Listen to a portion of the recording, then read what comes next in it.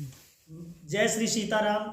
मैं डॉक्टर अरुण कुमार पयासी, बघेली बांधो, श्री गृद्धकूट धाम, न्यू द्वाराज नगर से आप सभी का देवल ऋषि की तपस्थली देवलौन के बारे में जो पौराणिक ग्रंथों से मिला है, तो देवल ऋषि की तपस्थली थी और उसी का नाम आगे चल के देवलौन पड़ा। हम उसके बारे में आपको ब्रह्मवैवर्त पुराण से ही एक कथानक, जो पृष्ठ क्रमांक गीता प्रेस गोरखपुर से प्रकाशित ब्रह्मवैवर्त पुराण, संक्षिप्त ब्रह्मवैवर्त पुराण के पेज नंबर 572 से लेकर के आगे के पृष्ठों में वर्णन है कि प्रचेता मुनि के पुत्र श्रीमान मुनिवर असित हुए। असित ने और उनकी धर्मपत्नी ने भगवान शिव की कठोर आराधना की। अब कठोर आराधना से भगवान प्रसन्न हुए और भगवान भोलेनाथ ने कहा कि मैं तुम्हारे संकल्प को जानता हूं, तुम एक बहुत ही दिव्य आध्यात्मिक अलौकिक पुत्र की प्राप्ति की कामना से मुझको प्रसन्न कर रहे हो। और भगवान ने यों कहकर भगवान शिव ने असित मुनि को वही षोडशाक्षर मंत्र, स्तोत्र, पूजा विधि, परम अद्भुत संसार विजय नामक कवच तथा पुरस्चरण का उपदेश दिया। ओम नमः शिवाय मंत्र को उनको पहली बार उन्होंने भगवान भोलेनाथ ने किसको दिया? असित मुनि को। असित मुनि को यह भी कहा कि साथ ही इस मंत्र की इष्ट देवी तुम्हें वर देने के लिए प्रत्यक्ष दर्शन देंगी। यों कहकर रुद्रदेव चुप हो गए और असित मुनि उन्हें नमस्कार करके चले गए। तो जो मंत्र की देवी हैं वो राधा रानी हैं। तो भगवान शिव ने कहा कि तुमको राधा रानी के दर्शन अवश्य होंगे। उन्होंने 100 वर्षों तक उस उत्कृष्ट मंत्र का, जो षोडशाक्षर मंत्र था, उसका पारायण किए। सती राधिके तदनंतर तुमने ही मुनि को प्रत्यक्ष दर्शन देकर उन्हें वर दिया। वत्स, तुम्हें निश्चय ही महाज्ञानी पुत्र की प्राप्ति होगी। यह वर देकर तुम पुनः गोलोक में मेरे पास चली आई। भगवान कृष्ण का संवाद है ये। भगवान कृष्ण ने यहाँ संबोधित किया है इस पुराण में। जैसे बीच में यह आ गया कि सती राधिके, तो भगवान कृष्ण राधिका जी को कथा सुना रहे हैं। ये तुम्हारे असित मुनि के तप के समय की तुम्हारी कथा सुना रहा हूं। तो दे करके वापस चली आई। शिव के अंश से असित के एक पुत्र हुआ जो कामदेव के समान सुंदर था। उसका नाम हुआ देवल। देवल ब्रह्मनिष्ठ महात्मा हुए। उन्होंने राजा सुयज्ञ की सुंदरी कन्या रत्नावली को, जो उसका मनमोह लेने वाली थी, विवाह की। विध से सानंद ग्रहण किया और दीर्घ काल तक पत्नी के साथ रहकर कालांतर में मुनिवर देवल संसार से विरक्त हो गए और सारा सुख छोड़कर धर्म में तत्पर हो श्री हरि के चिंतन में लग गए।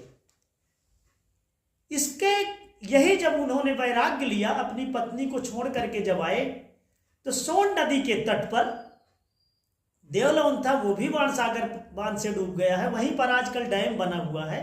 हम उन भगवान भोलेनाथ के भी दर्शन कराएंगे जो देवल ऋषि के द्वारा सोन नदी के बालू से ही बनाए हुए शिवलिंग थे।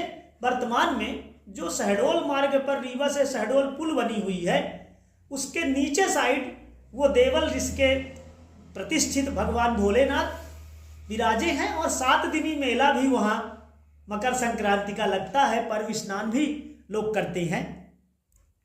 अब जब देवल ऋषि वहां से आ गए तपस्या में, तो देखने में उनका स्वरूप यौवनपूर्ण था और बड़े सुंदर थे देवल ऋषि।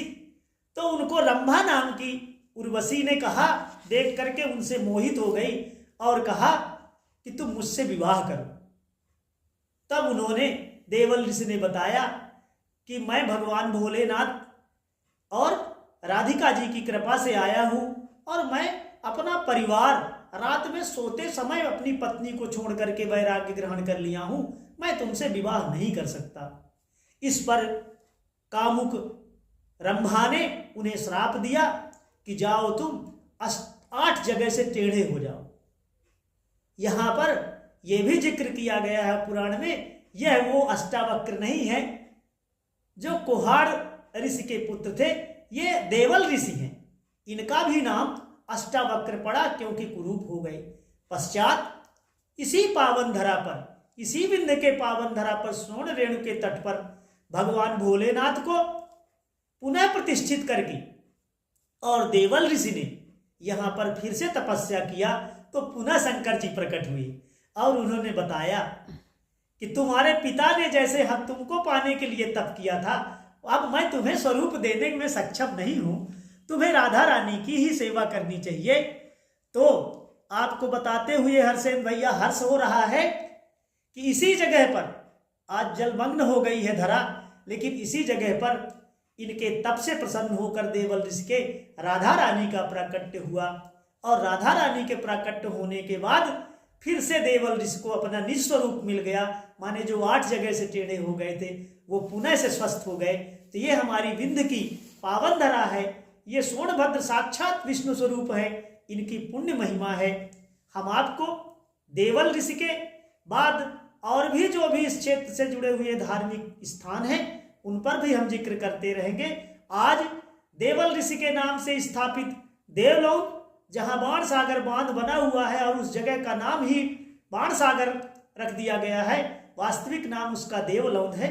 एक पर एक बात यहां और भी जान ले, हम लोग विंध्य के रहने वाले हैं। लौंध का मतलब होता है अधिक मास। जब 2 दिन 1 तिथि 2 तिथि बढ़ते बढ़ते 1 महीना बढ़ जाता है तो उसको हम लोग लौंध कहते हैं। और देवल ऋषि के तपस्थली होने के कारण वहां लोग बाग जब मलमास रहता था तो जैसे प्रयाग में कुंभ का मेला लगता है, वैसे सदियों से, हम तो कहते हैं युगों युगों से उस जगह पर जब मलमास रहता था, पुरुषोत्तम महीना उसी को कहते हैं, तब वहां लोग 1 महीना 15-15 दिन करके मलमास बढ़ता है तो वहां पर्व स्नान करके अपना तंबू लगा करके और ऋषि मुनि तपस्वी वहां आते थे। माना जाता है कि आज भी उस जगह पर भगवान शिव कई ग्रामीणों को, कई आदिवासी भाइयों को दर्शन दे चुके हैं। देवल ऋषि को प्रणाम करते हुए मैं भी अपनी वाणी को विराम दूंगा। माधव करे आपके लिए विंध्य के ऊर्जावान स्थानों के मैं दर्शन कराता रहूं और आप लोग चैनल एरेट ऑफ रेखा सिंह 786 मैहर में आप लोग इसी तरह का देखते रहिए और अपने विंध्य के लिख सुन करके अपनी जन्मभूमि को, बघेली बोली को सुन करके आप धन्य होते रहिए। जय श्री सीताराम, जय गृद्धकूट, जय मानसी गंगा, जय देवल ऋषि।